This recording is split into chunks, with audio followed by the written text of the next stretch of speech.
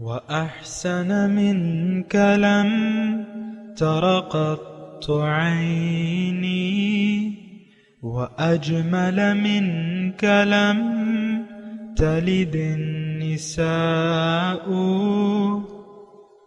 خلقت مبرأ من كل عيب خلقت مبرأ من كل عيب كأنك قد خلقت كما تشاء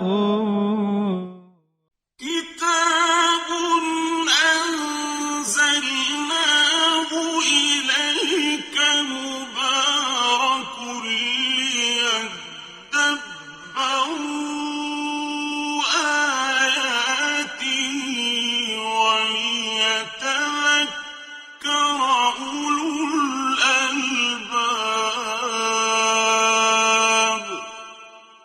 یہ کتاب برکت والی ہے جسے ہم نے آپ کی طرف نازل فرمایا ہے تاکہ دانش مند لوگ اس کی آیتوں میں غور و فکر کریں اور نصیحت حاصل کریں۔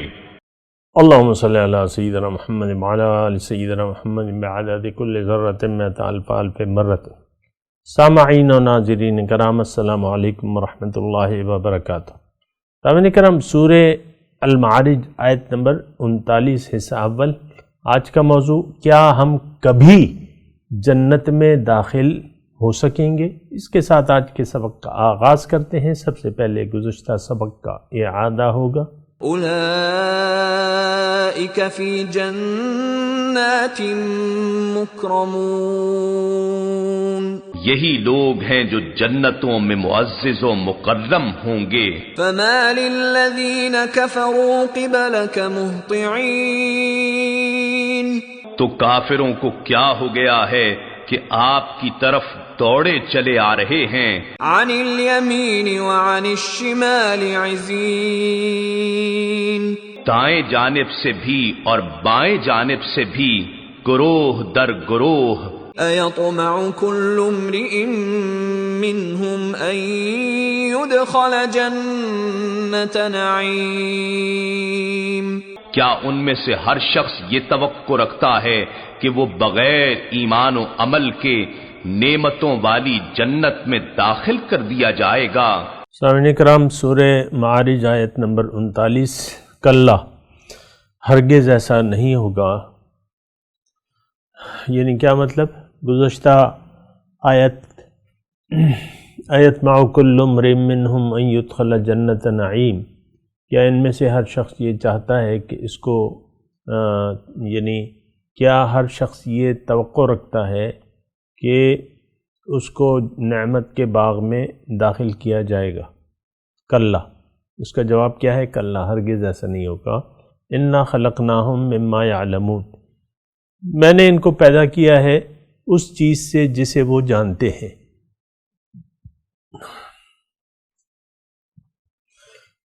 فلا اقسم برب المشارق والمغارب انا لقادرون، بس قسم ہے ہمیں مشرقوں اور مغربوں کے رب کی، انا لقادرون، کہ ہم قدرت رکھتے ہیں، علی ان نبدل خیرا منہم، کہ ان سے بہتر لوگ بدل لائیں،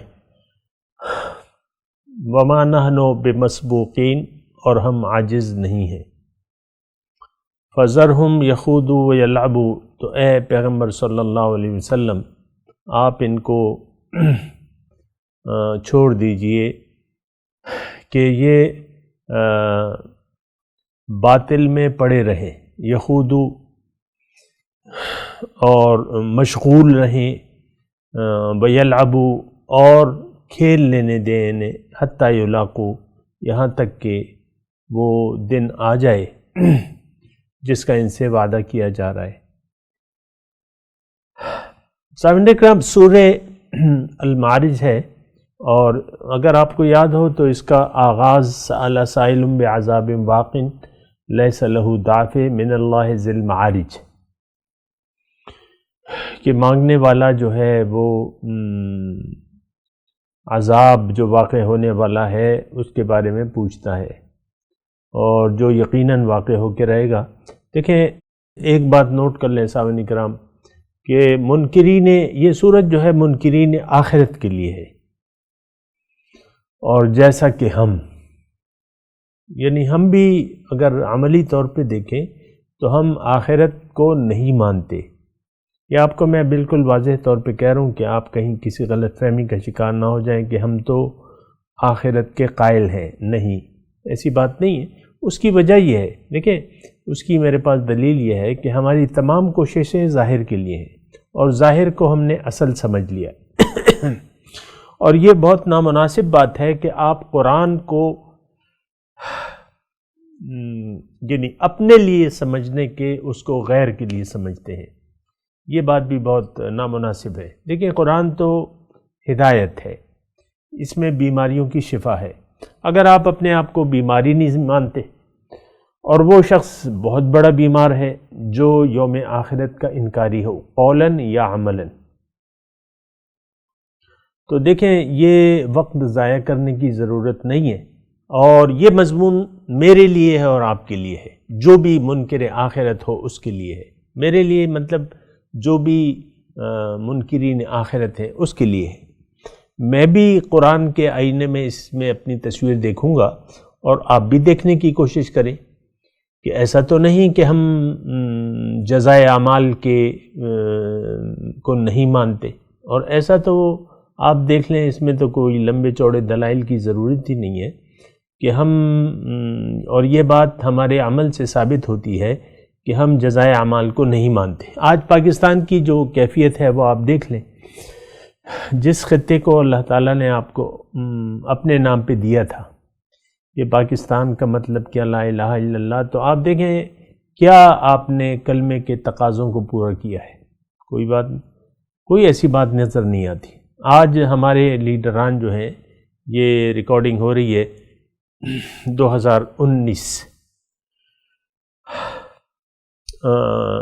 مئی کا، آج 1 تاریخ ہے، تو آج کل کے حالات کے تناظر میں آپ کو کہہ رہا ہوں کہ ایسی کوئی مجھے اثرات نہیں لگتے کہ ہم رب کے حضور ہم نے رجوع کر لیا ہے یا اس کے لیے تیار ہیں، اور ایسا کوئی اثرات نہیں لگتے کہ ہم آخرت کو دنیا کے اوپر ترجیح دینے والے لوگ بن جائیں۔ نو، ہمارا جو بنیادی اساس ہے، تھوڑا سا آپ اسے محسوس کریں نا، مطلب میں ایسی کوئی آپ کے خلاف جھوٹ تو نہیں بول رہا، یہ سچ بول رہا ہوں کہ ہم منکرین آخرت میں ہیں۔ ہمارے تمام اعمال، اصل میں غلطی کیا ہوئی ہے شروع سے ہمیں، یعنی جو بنیادی غلطی ہے وہ یہ ہے کہ ظاہر کو ہم نے حقیقت سمجھ لیا ہے، ظاہر کو اصل سمجھ لیا۔ آپ دیکھیں اپنے بچوں کی تربیت یا ان کی جو مستقبل ہے، ان کا مستقبل آپ دنیا کو قرار دیتے ہیں، جبکہ انسان کا مستقبل دنیا نہیں بلکہ آخرت ہے۔ کتنی بڑی غلطی ہے، بہت بنیادی غلطی ہے کہ آپ اپنا مستقبل دنیا میں دیکھتے ہیں۔ نو، دنیا تو عمل کی جگہ ہے، دنیا تو دارالامتحان ہے۔ تو بہرحال یہ ساری باتیں ہیں، اس کو ذرا، اصل میں بات یہ ہے کہ اگر آپ نے اس صورت کے موضوع کو نہیں سمجھا اور اس کو اپنے اوپر فٹ کرنے کے لیے کوشش نہ کی، تو اس میں آپ کے لیے کم از کم کچھ بھی نہیں ہے، کوئی ہدایت نہیں ہے۔ یہ سارا مضمون جو ہے یہ منکرین آخرت کے لیے ہے، جیسا کہ ہم، یہ بات ذرا نوٹ کر لیں، اور جس انداز سے اللہ تعالیٰ یہ مضمون بیان فرما رہے ہیں اس کی آپ کوئی تصور نہیں کر سکتے۔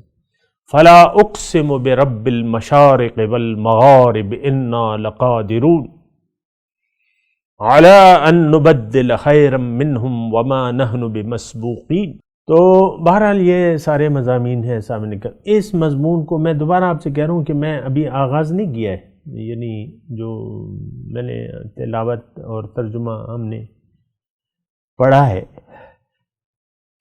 اس کا بھی میں نے اس پہ بات نہیں شروع کی ہے، لیکن میں ابتدائیہ بیان کر رہا ہوں، اور میں آپ کو یہ کہہ رہا ہوں کہ اگر آپ قرآن کو، قرآن کے آئینے میں اپنی تصویر دیکھنے کے لیے تیار نہیں ہیں تو پھر یہ فضول ہے سب کچھ، چھوڑ دیں، سچے ہو جائیں، مخلص ہو جائیں۔ ہم تو ہیں بھی مخلص، لیکن میں دوبارہ کہہ رہا ہوں کہ جو جھوٹے دعوے ہم نے کیے ہوئے نا اس کو چھوڑ دیں، کہ ہم اللہ کو مانتے ہیں اور یوم آخرت کو مانتے ہیں اور نبی کو مانتے ہیں، کچھ بھی نہیں مانتے۔ سچی بات یہ ہے کہ ہم نہ اللہ کی توحید کو مانتے ہیں، نہ رسول کی رسالت جیسے کہ ہونا چاہیے اس کو بھی ہم نہیں مانتے، یعنی عملاً نہیں مانتے، قولاً مانتے، قولاً تو کوئی وہ نہیں ہے۔ کسی کافر نے اگر زبان سے کلمہ پڑھ دیا اور دل سے اس کا قائل نہ ہو تو اس کو آپ مسلمان تو نہیں کہیں گے، ہاں زبانی طور پہ کہیں گے، یعنی ایک کافر ہے وہ دل سے مسلمان نہیں ہے، وہ حالات مثال کے طور پہ مسلمانوں کے معاشرے میں رہتا ہے اور اس نے مجبوراً کلمہ پڑھ لیا ہے، یا کسی نے کہا یار بس زبان سے کلمہ پڑھ دو تمہیں بہت سے فوائد ملیں گے، مسلمان تمہیں تنگ نہیں کریں گے، تمہیں چھیڑیں گے نہیں، ابھی تو تمہیں ہندو ہندو کہہ کے پکارتے ہیں تو تمہیں پھر ہندو بھی نہیں کہیں گے، تمہیں مسلمان کہا جائے گا، اور تمہیں اگر تم غریب ہو تو تمہیں پیسے بھی ملیں گے، زکوٰۃ بھی ملے گی، اور یہ سارے فوائد، پھر مکہ مدینے کی سیر بھی کر لو گے تم۔ تو وہ ہندو یعنی حالات کے جبر سے کلمہ پڑھ لیتا ہے، نماز روزہ بھی شروع کر دیتا ہے، مسجد میں بڑی اس کی آؤ بھگت ہوتی ہے کہ جناب ہندو صاحب جو ہیں وہ مسلمان ہو گئے۔ یہ تقریباً مثال ہماری ہے، یہ حالات کا جبر ہے کہ ہم ایسے خاندان میں پیدا ہوئے ہیں جو مسلمان کہلاتا ہے، ایسے معاشرے میں پیدا ہوئے ہیں جو مسلمان کہلاتا ہے، بچپن سے ہمیں کلمہ پڑھا دیا گیا، باقی دین کا ہمیں حقیقت میں کچھ اتا پتہ نہیں ہے کہ دین ہے کیا چیز۔ ہاں دین کی ہر ایک کی نظر میں اپنی اپنی تشریحات ہیں، تو اور دین کی دعوت کو نہ تو ہم نے سمجھا ہے، ایک دوسری بات یہ ہے کہ نہ سمجھا ہے نہ قبول کیا ہے، نہ تیسری بات یہ ہے نہ قبول کرنے کے لیے تیار ہے۔ اللہ تعالیٰ فرماتا ہے کہ وَسَارِعُوا إِلَىٰ مَغْفِرَةٍ مِّن رَبِّكُمْ وَجَنَّةٍ عَرْضُهَا كَعَرْضِ السَّمَاءِ وَالْأَرْضِ، جلدی کرو رب کی بخشش اور رب کی جنت کی طرف۔ لیکن ہمارے کان اس پر ٹھہرتے نہیں ہیں اس آواز پہ، ہمیں کوئی جلدی نہیں ہے۔ دیکھیں نیک اعمال عام طور پہ آپ دیکھ لیں، ہم اس کو کر لیں گے، ابھی تو بڑی میری عمر ہے، ابھی تو جوانی ہے، ہم نے دیکھا ہی کیا ہے، خوب مزے کر لیں، سیر سپاٹے کر لیں، پھر آخر میں کچھ کر لیں گے، آخر میں بھی کیا کریں گے، بس وہ 1 انچ کی داڑھی چھوڑ کے اور ہر مہینے جو ہے اس کو کتروا کے آپ داڑھی کا بھی مذاق اڑاتے ہیں، آدھے انچ کی داڑھی رکھ لیتے ہیں، اس کو داڑھی قرار دیتے ہیں، اور پھر اپنے آپ کو پتہ نہیں۔ میں یہ عرض کر رہا ہوں نا سامعین اکرام کہ یہ مضمون بڑا یعنی یہ مسئلہ بڑا گمبھیر ہے، جن حالات میں ہم رہ رہے ہیں اور جیسے ہمارا حال ہے نا، یہ بڑا گمبھیر مسئلہ ہے۔ اصل میں ہم ایک شدید خطرے اور نقصان سے دوچار ہونے والے ہیں، جیسے کہ سورہ عصر کا مضمون ہے کہ والعصر ان الانسان لفی خسر، بے شک زمانہ گواہ ہے کہ انسان نقصان میں جا رہا ہے۔ تو وہ نقصان کیونکہ ہمارا ایمان دل سے، نہ تو ہم ایمان کے بارے میں کچھ جانتے ہیں، نمبر 1 بات یہ، دوسرا اگر زبان سے کہہ بھی دیں تو دل سے ہمارا یقین نہیں ہوتا۔ یہ یقین کیا دل سے کہ اللہ ہی میری منزل ہے، اللہ ہی میرا مقصود ہے، اللہ ہی میرا محبوب ہے۔ نو، ہم اپنے عمل سے جو ہم کر رہے ہیں نا، تو اس سے یہ ثابت ہوتا ہے کہ ہم بزبان حال پکار کے کہہ رہے ہیں کہ میرا مقصود تو دنیا ہے، بس اس سے میں اس کو نہیں چھوڑ سکتا، اس سے دل یعنی یہ تو میرے بہت اچھی لگتی ہے دنیا اور مافیہا مجھے بڑی محبوب ہے، میرے بچے مجھے پیارے لگتے ہیں، بیوی مجھے پیاری لگتی ہے، بیوی کہتی ہے شوہر میرا بڑا اچھا ہے، اور اسی طرح یہ مال و دولت جو کاروبار اور دولت کے انبار میں نے یہ بڑے محبوب ہیں، میں اس کو خرچ نہیں کروں گا، نہ اپنی جان کو خرچ کروں گا اللہ کے لیے، نہ مال کو، بس دنیا میری منزل دنیا ہے اور دنیا ہی میں نے سمیٹنی ہے، دنیا میں کامیابی حاصل کرنی ہے۔ یہ ہمارا تمام یعنی معاشرتی طور پہ من حیث القوم یہ نعرہ ہے۔ زبان سے تو نہیں کہتے. زبان سے تو آپ دیکھیں کلمہ طیبہ پڑھ لیتے ہیں، نعتیں پڑھتے ہیں، اور نعتوں کا جس طریقے سے رواج ہو چلا ہے، ایک مثال کے طور پہ عرض کروں، عرس کی محفل ہوتی ہے، میں دیکھتا رہتا ہوں یہ ٹی وی پہ یا جو یعنی سارا کچھ، کوئی پیر صاحب ہیں، کوئی ولی اللہ ہیں، ان کا عرس ہے، ساری محفل نعتوں پہ، اور وہ نعت خواں اپنی تعریف کے اور اپنی یعنی اس کے بھی محتاج ہوتے ہیں، اور ہر شعر پہ کہتے ہیں کہ میرے ساتھ پڑھو اور ہاتھ اٹھا کے پڑھو، اور پتہ نہیں کیا کیا ایک تماشا سا لگا ہوا ہے. میں یہ نہیں کہہ رہا، میں نعت پڑھنا جو ہے اپنی جگہ مستحسن ہے، لیکن جس طریقے سے آپ نے صرف نعت گوئی کو اسلام سمجھ لیا ہے، نعت تو اچھی چیز ہے، میں یہ نہیں کہہ رہا، میں اس کے خلاف بھی نہیں ہوں، لیکن نعت تو ایک حال ہے، اور سب سے بڑی نعت یہ ہے کہ آپ عملاً ایک حضور صلی اللہ علیہ وسلم کا ایک عملی نمونہ بن کے لوگوں کو دکھائیں. یہ سب سے بڑی نعت ہے. نعت یہ ہے کہ آپ حضور کی دعوت کو قبول کریں، جو ان کی آمد کی جو وجہ ہے کہ وہ داعی اللہ ہیں، اس دعوت کو قبول کر لیں. نعت یہ ہے کہ آپ اللہ کو اپنی منزل بنا لیں اور اللہ کے راستے پر چل پڑیں اور لوگوں کو بھی دعوت دیں، جیسے کہ اللہ تعالیٰ نے فرمایا ہے من احسن قول ممن دعا الی اللہ وعمل صالحا وقال اننی من المسلمین. وہ شخص، اس شخص کی بات سب سے اچھی ہے جو لوگوں کو اللہ کی طرف بلائے، خود بھی عمل کرے، خود بھی اللہ کے راستے پر چلے، اور وہ یہ کہے کہ میں مسلمانوں کی جماعت کا ایک فرد ہوں. لیکن آج کل جو ہم نے صورتحال بنائی ہوئی ہے، دیکھیں ہم لوگ جو ہیں فرقوں میں تبدیل ہو گئے. ہر ایک جاننے والا ایک یعنی مجھ سے، میں اپنی بات کرتا ہوں، ایک یعنی جب کوئی مجھے ملتا ہے تو مجھ سے پوچھتا ہے کہ بھئی تمہارا کس تعلق، کس مسلک سے تعلق ہے. یعنی مجھے مسلمان ہونا وہ کافی نہیں سمجھتے، بلکہ وہ یہ پوچھتے ہیں کہ تمہارا کس مسلک سے، کہ تم بریلوی ہو، دیوبندی ہو، تم اہل حدیث ہو، کیا تمہارا وہ ہے. تو بہرحال یہ بڑی ایک صورتحال ہے کہ جو نہیں ہونی چاہیے، اور اسلام کو لوگ، مسلمان نام کو لوگ کافی نہیں سمجھتے. اس کے بعد بھی تفصیلی جاننا چاہتے ہیں کہ تم کون سے فرقے سے تمہارا تعلق ہے. تو میں یہ مضمون کی طرف اپنے آتا ہوں. میں آپ کو یہ کہہ رہا ہوں، یہ مضمون کو اگر آپ دیکھیں، اور سب سے پہلے جو آیت ہے، یہ مضمون اصل میں شروع ہے جو گزشتہ سبق تھا کہ ایطمع کل امرئ منہم ان یدخل جنۃ نعیم، کہ ان میں سے ہر شخص یہ چاہتا ہے کہ اس کو جنت میں داخل کیا جائے گا، یعنی یہ طمع رکھتا ہے. یعنی ایک تو دیکھیں یہ بھی ایک بہت عجیب سی بات ہے کہ ایک جگہ کے لیے آپ کوشش نہیں کرتے پھر توقع رکھتے ہیں. یہ بالکل اسی طرح ہے، اور یقیناً آج جو ہے یہ کیفیت یہ موجود ہے. ابھی صبح میں ایک ٹی وی پروگرام تھا، اس میں یہ سن رہا تھا، ایک دعا کر رہے تھے کہ اے اللہ تعالیٰ، میرے گناہوں کی تیری رحمت کے مقابلے میں حیثیت ہی کیا ہے؟ تو غفور الرحیم ہے، میں جتنا بھی گناہ گار ہوں، لیکن تیری رحمت کے مقابلے میں میرے گناہوں کی حیثیت ذرہ برابر نہیں ہے.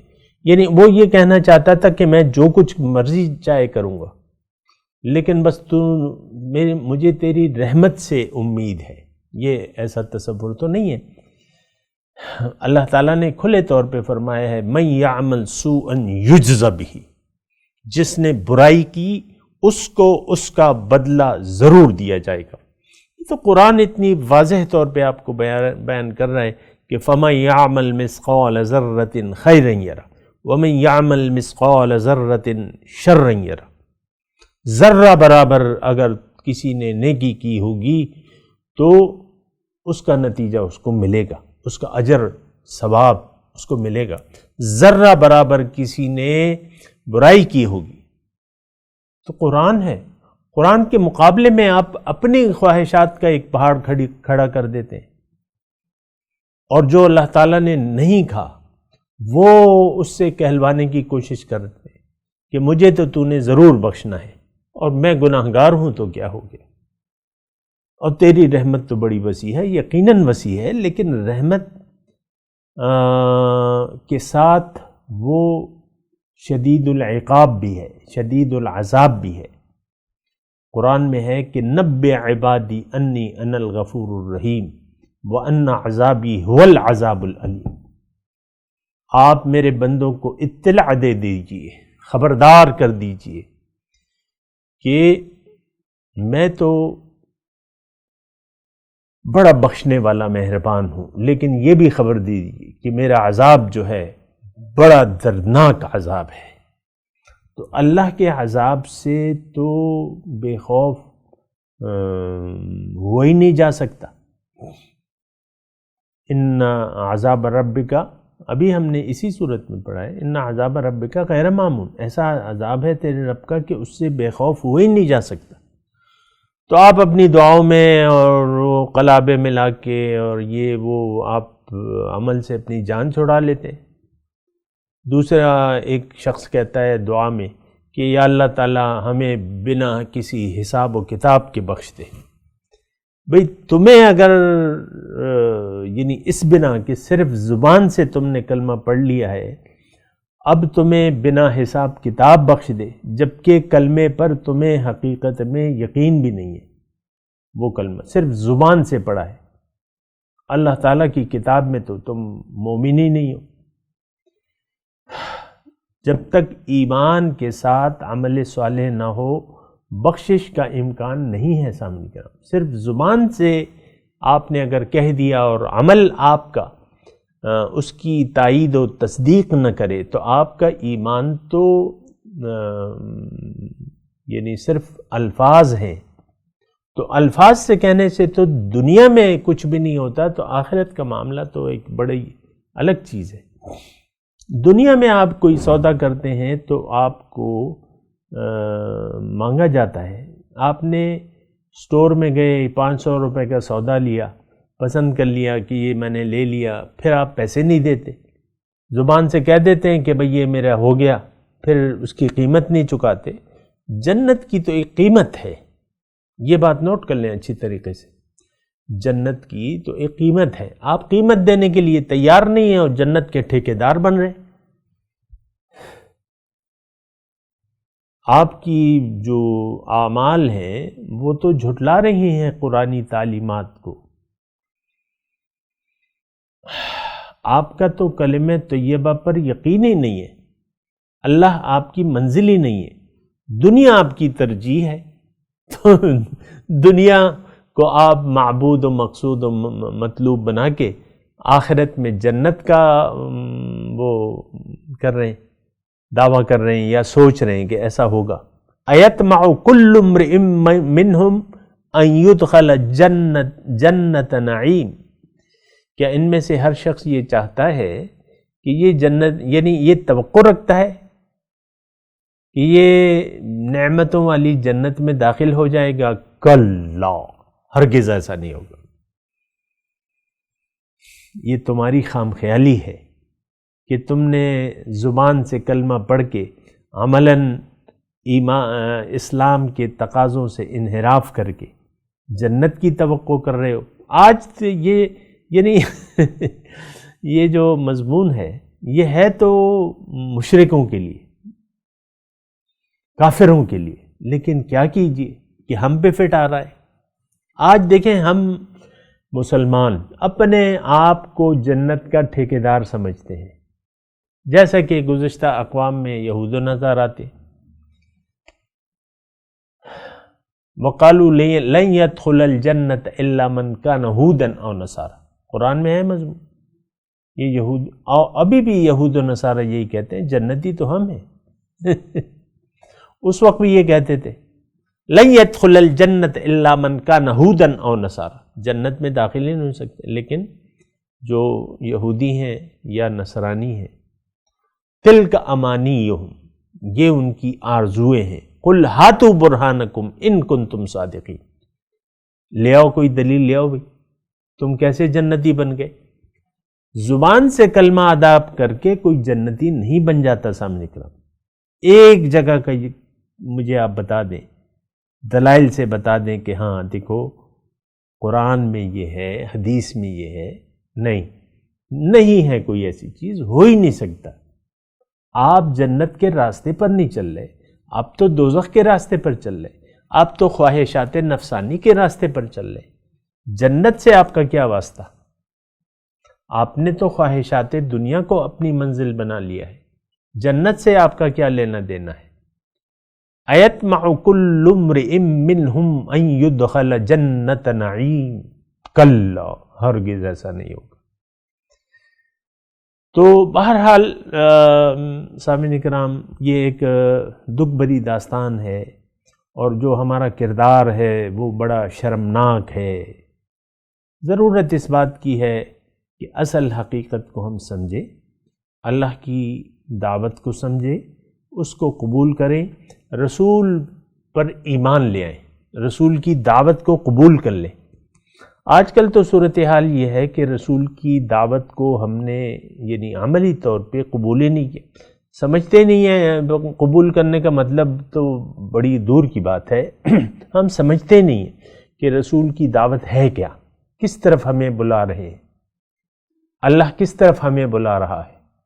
واللہ یدعو الی دار السلام، اللہ تعالیٰ تو دار السلام کی طرف ہمیں بلا رہے ہیں، سلامتی کے گھر کی طرف، جنت کی طرف، لیکن ہم تو دنیا کے گھر کی طرف دوڑ رہے ہیں۔ اللہ تعالیٰ فرماتے ہیں کہ میری مغفرت، میری بخشش کی طرف دوڑو، ہم تو ایسا نہیں کر رہے۔ تو بہرحال یہ ساری باتیں ہیں، اور اس کو ذرا آپ نے سوچنا اور سمجھنا ہوگا۔ بہرحال میں تبرک کے لیے ایک آیت پڑھتا ہوں، اور انشاءاللہ کل اس پہ بات بھی کریں گے۔ اعوذ باللہ من الشیطان الرجیم، بسم اللہ الرحمن الرحیم، فلا اقسم برب المشارق والمغارب انا لقادرون على ان نبدل خيرا منهم وما نحن بمسبوقين فذرهم يخوضوا ويلعبوا حتى يلاقوا يومهم الذي يوعدون۔ اب ان آیت کی تلاوت اور ترجمہ۔ کلا انا خلقناهم مما يعلمون۔ No, indeed, we created them from what they know.